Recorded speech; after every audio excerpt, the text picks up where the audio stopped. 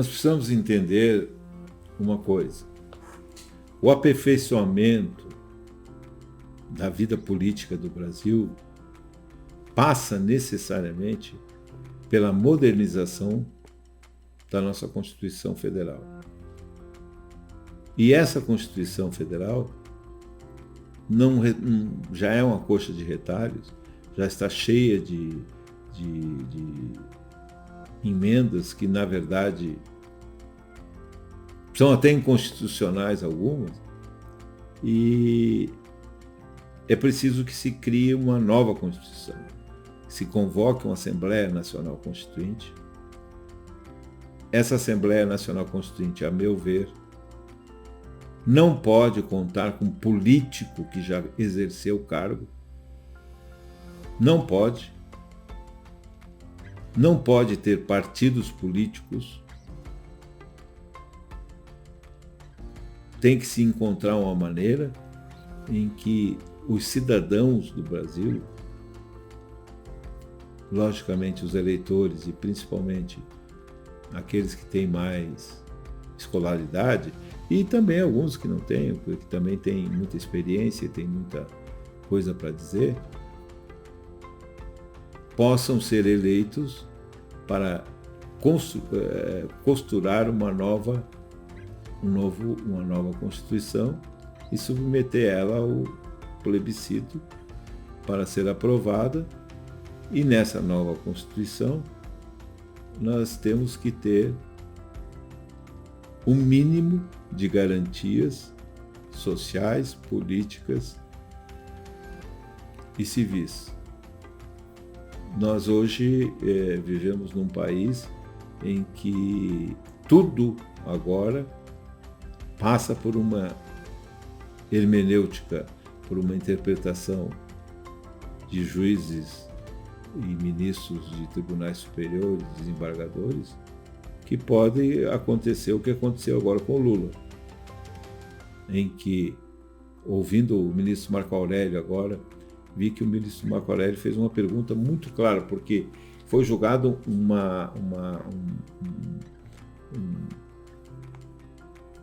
praticamente um mandado de segurança em que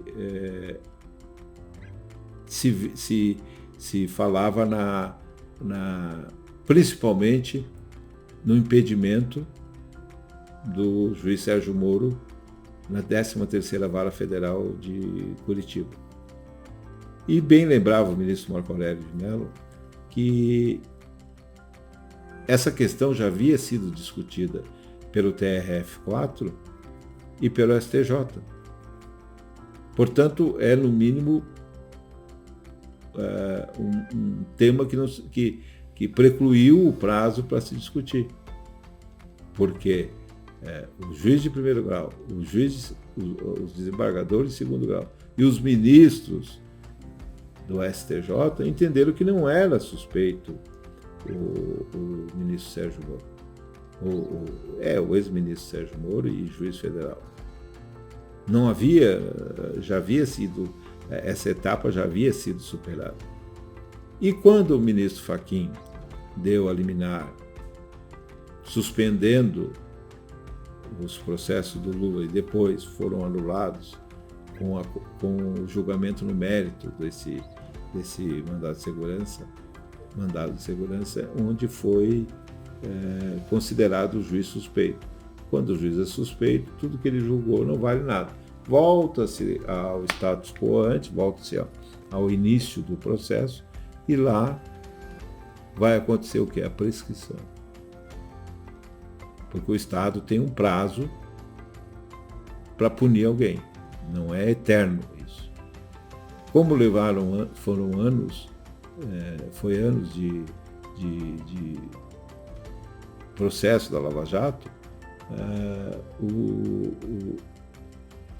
outros anos serão gastos e aí vai chegar a que esses processos já decaíram no direito do Estado de punir. Então essa é só uma amostra do que uma Constituição mal redigida e feita com interesses de grupos dos mais variados tipos, pode causar para um país. Defendo que nós devemos exercitar o nosso direito, porque o contrato social, que é, como já falei, a Constituição atual, não está sendo cumprido por uma das partes. No caso, o poder público, que é nosso. Os representantes que lá estão, a própria palavra já deixa claro, nos representam. Só que nós não temos instrumento nenhum para pressioná-los a fazer o que está escrito na Constituição e o que nós precisamos. Não existe, a não ser na eleição, que é de 4 em 4 anos, você poder não eleger aquele cidadão, o que geralmente não ocorre. Você olha todo dia na televisão, são os mesmos que estão dando entrevistas. Portanto, são os mesmos que são reeleitos. Representantes de alguns lugares.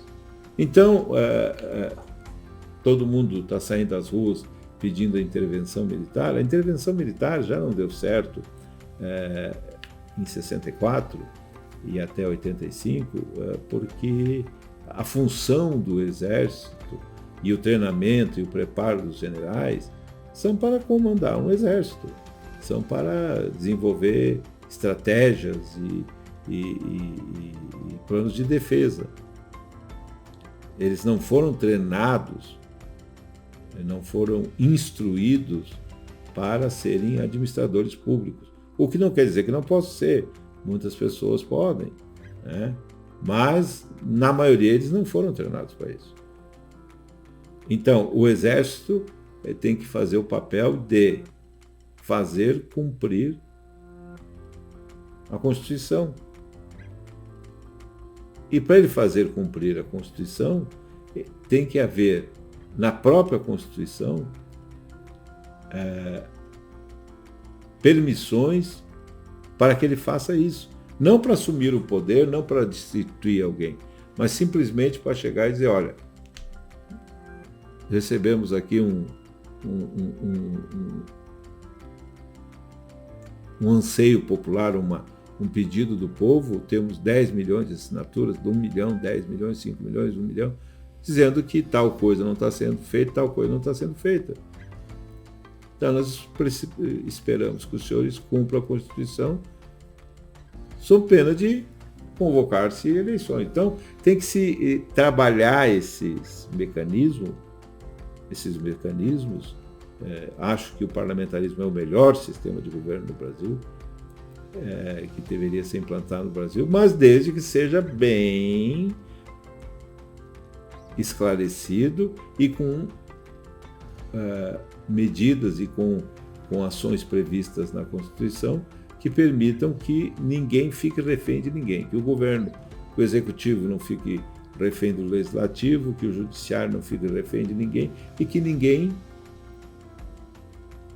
se intrometa na área do outro. Para isso acontecer hoje, nós precisamos fazer uma exigência. Quebraram o contrato social. Só nós estamos cumprindo a nossa parte nesse contrato. A outra parte não está cumprindo o que está escrito na Constituição. Portanto, essa Constituição não tem mais o respaldo popular. Não tem mais o apoio popular. Não tem mais a validade conferida pelo plebiscito que a homologou. Porque é nosso. Vamos parar com esse negócio de dizer, o governo, os políticos. Não, eles são nossos representantes. Devem trabalhar para o cumprimento dos nossos interesses coletivos, dos nossos interesses regionais. Acho que o voto distrital é uma necessidade fundamental. Acho que deve haver um mandato de 4 anos, mas com 2 anos deve haver uma uma possibilidade de um voto de desconfiança ou até mesmo de um voto de que a pessoa saia do cargo por não estar cumprindo os interesses daquele distrito que ele representa, né? E tudo isso precisa passar por um novo contrato social. Até lá, eu considero essa atual Constituição sem valor nenhum. Aliás, não só eu, né? Todos os nossos representantes consideram isso. Tanto é verdade que não a cumprem. Não adianta nós sairmos em passeata pedindo a intervenção militar pura e simples. Não vai dar certo, como já não deu outras vezes. Aliás, o Brasil vem passando por problemas desde que virou república. Foram tramas, golpes, Deodoro tira... Floriano Peixoto tira Deodoro, enfim, uma série de coisas que até hoje, o Getúlio Vargas veio aí com o Estado Novo, implantou um fascismo terrível no Brasil. Quando chama o presidente Bolsonaro de fascista, ninguém sabe o que é fascismo. Ninguém conhece o que é fascismo e o que o fascismo prega e defende, né? E nenhuma atitude do presidente Bolsonaro até o presente momento, vou repetir, nenhuma atitude do presidente Bolsonaro, seja enviando projeto de lei para o Congresso, seja legislando por decreto, seja agindo com autoritarismo, é fascista. Nenhuma atitude dele é fascista. Ele não prega supremacia racial, ele não prega a inferioridade de raças, ele não prega a obrigação de todos manterem o Estado e o Estado ser o único que tem o poder de mandar e desmandar como bem quiser, e na figura do ditador no fascismo. Quer dizer, se você for estudar política e for estudar fascismo, democracia, conservadorismo, direita e esquerda, que nem existe mais, isso é uma criação lá da Revolução Francesa, você vai ver que não há fascismo. Ele não é nem fascista, nem genocida. Tudo isso é uma palhaçada sem tamanho. Se ele fosse, deveria ser retirado do poder e levado às barras dos tribunais e pegar uma cadeia violenta. Mas não é. E eu desafio alguém a me provar juridicamente e dentro da melhor ciência política se estamos com um governo fascista.